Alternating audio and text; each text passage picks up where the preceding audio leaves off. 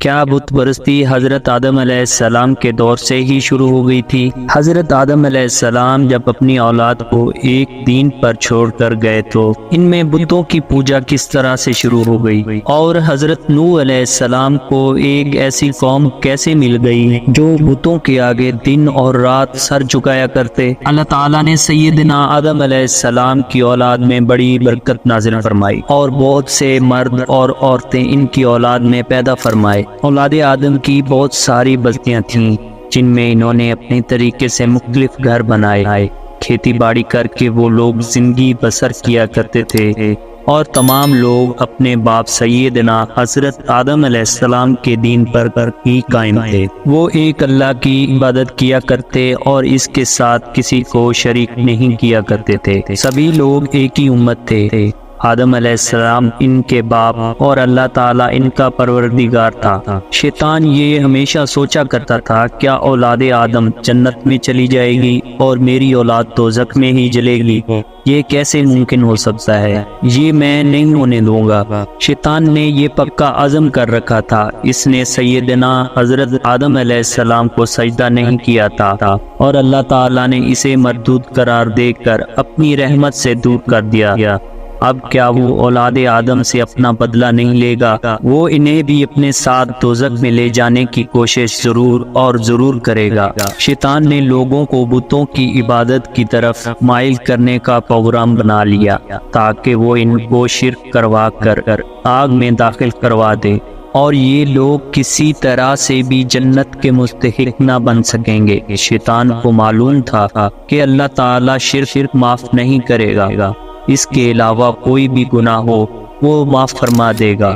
اسی لیے شیطان نے یہی منصوبہ بنایا کہ کسی طریقے سے ان کو شرک کی دعوت دی جائے تاکہ وہ لوگ جنت میں نہ جا سکیں۔ اب مسئلہ یہ تھا کہ جو لوگ اللہ کی عبادت کیا کرتے تھے انہیں شرک فرق کیسے لگایا جا سکتا ہے؟ اس نے سوچا کہ اگر وہ لوگوں کے پاس جا کر یہ کہے گا کہ اے لوگو، اللہ کی عبادت نہ کرو بلکہ بتوں کی عبادت کیا کرو، تو لوگ یہ سن کر لعنتیں کریں گے اور اسے ماریں گے۔ لوگ یہ بھی کہیں گے کہ ہم بتوں کو کیوں پوجیں، تو شیطان ہے، مردود ہے، خبیث اور ہمارا دشمن ہے۔ آخرکار سوچتے سوچتے شیطان نے ایک ترکیب نکال ہی لی جس کی مدد سے وہ لوگوں کی سوچ کو بدل سکتا تھا۔ نیک لوگ اللہ سے ڈرتے ہیں، اس کی دن اور رات میں عبادت کرتے ہیں، اس کا بہت زیادہ شکر اور ذکر کرتے ہیں، وہ اللہ سے محبت بھی کرتے ہیں، اللہ ان سے بھی محبت کرتا ہے اور ان کی دعائیں قبول کرتا ہے۔ لوگ اپنے ان صالحین سے محبت کرتے ہیں اور ان کی توقیر کرتے ہیں۔ شیطان کو یہ بات اچھی طرح معلوم تھی، جب یہ نیک لوگ فوت ہو کر اللہ کی رحمت میں داخل ہوں گے تو شیطان نے جا کر لوگوں کے پاس ان کا تذکرہ کیا اور کہنے لگا کہ فلاں فلاں شخص کہتا تھا۔ لوگوں نے کہا سبحان اللہ، وہ تو بہت ہی نیک اور اللہ کے ولی تھے، اور جب دعا کیا کرتے تھے تو اللہ ان کی دعا کو قبول فرمایا کرتا تھا، پھر سوال کرتے تھے تو اللہ ان کی حاجتوں کو ضرور پورا کیا کرتا تھا۔ شیطان بولا، تمہیں ان بزرگوں کا کتنا غم ہے؟ لوگوں نے کہا، ہمیں ان کے بچھڑنے کا بہت ہی زیادہ غم ہے۔ شیطان نے کہا، تم انہیں کس قدر چاہتے تھے؟ لوگوں نے کہا کہ ہم انہیں بہت زیادہ چاہتے ہیں۔ تو شیطان نے کہا کہ تم انہیں روزانہ کیوں نہیں دیکھتے؟ تو انہوں نے کہا کہ وہ تو فوت ہو چکے ہیں، ہم ان کا دیدار کیسے کر سکتے ہیں؟ تو اس نے کہا کہ تم ان لوگوں کی تصویریں بنا لو اور ان کو ہر روز دیکھ لیا کرو، اس طرح سے ان لوگوں کی یاد تمہارے دلوں میں تازہ رہے گی۔ لوگوں کو شیطان کی یہ تجاویز بہت ہی زیادہ پسند آئی۔ وہ نہیں جانتے تھے کہ یہ شیطان ہے اور ان کو گمراہ کرنے کی کوشش کر رہا ہے، تو انہوں نے ان نیک لوگوں کی تصویریں بنا لی اور ہر روز وہ انہیں دیکھتے اور آپس میں ان کا تذکرہ کرتے اور اللہ کو یاد کرتے۔ وقت گزرتا گیا اور نسلیں بدلتی گئیں۔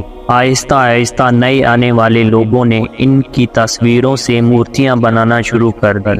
انہوں نے ان نیک لوگوں کی بہت ساری مورتیاں بنائیں اور ان کو اپنے گھروں اور عبادت گاہوں میں رکھ لیا۔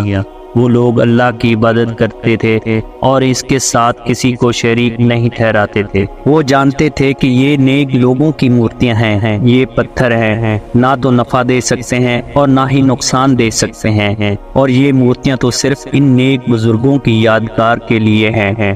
آہستہ آہستہ لوگوں نے مورتیاں بنانے کا یہ سلسلہ جاری رکھا اور لوگوں کے دلوں میں وقت گزرنے کے ساتھ ساتھ ان مورتیوں کی تنظیم بڑھتی گئی، کیونکہ یہ نیک لوگوں کی مورتیاں تھیں۔ اب ان میں سے جب بھی کوئی نیک آدمی فوت ہو جاتا تو اس کی ایک مورتی بنا لیتے تھے اور اس پر اس کا نام لکھ دیتے تھے۔ وقت گزرتا گیا، بچوں نے یہ دیکھا کہ ان کے بڑے ان مورتیوں کی بڑی تعظیم کرتے ہیں۔ وہ اپنے بڑوں کو دیکھتے تھے کہ ان مورتیوں سے بھی بڑی محبت کرتے تھے، ان کو چومتے تھے اور ان کے پاس بیٹھ کر اللہ سے دعائیں کیا کرتے تھے۔ اولاد نے اپنے بڑوں کو ان مورتیوں کے سامنے سر کو جھکاتے اور ان کو رکوع کرتے بھی دیکھا۔ اولاد والدین سے ایک قدم آگے نکلی، وہ ان مورتیوں کو سجدہ کرنے لگے، ان سے مرادیں مانگنے لگے اور انہی کے نام پر ذبح کرنے لگے۔ اس طرح یہ ساری مورتیاں ان کے معبود یا خدا بن بیٹھے تھے۔ لوگ جس طرح اس سے پہلے اللہ کی عبادت کیا کرتے تھے، اب ان بتوں کی عبادت میں لگ گئے۔ آہستہ آہستہ اس قوم میں بتوں کی تعداد بہت زیادہ ہو گئی، جن میں سے جو بڑے نام ہیں وہ یہ ہیں: ود، سوا، یعوث، یعوق اور نصر، اور ان کا تذکرہ سورۃ نوح میں بھی اللہ تعالیٰ نے فرمایا ہے۔ تو پیارے بھائیو، اس طرح سے شیطان نے ان لوگوں کو جو کہ اللہ وحدہ لا شریک کی عبادت کیا کرتے تھے، آہستہ آہستہ وقت گزرنے کے ساتھ ساتھ بتوں کی پوجا پر لگا دیا۔ پھر ان لوگوں کے ساتھ کیا سلوک ہوا؟ کیا اللہ تعالیٰ نے ان کو معاف فرما دیا یا پھر ان پر اللہ تعالیٰ کا عذاب نازل ہوا؟ پیارے دوستو، اس چیز کو جاننے کے لیے میں ایک اگلی ویڈیو بناؤں گا۔ آپ ہمارے چینل کو سبسکرائب کریں تاکہ آپ کو وہ اگلی ویڈیو مل سکے۔ اس کے ساتھ مجھے دیجیے اجازت۔ اللہ حافظ۔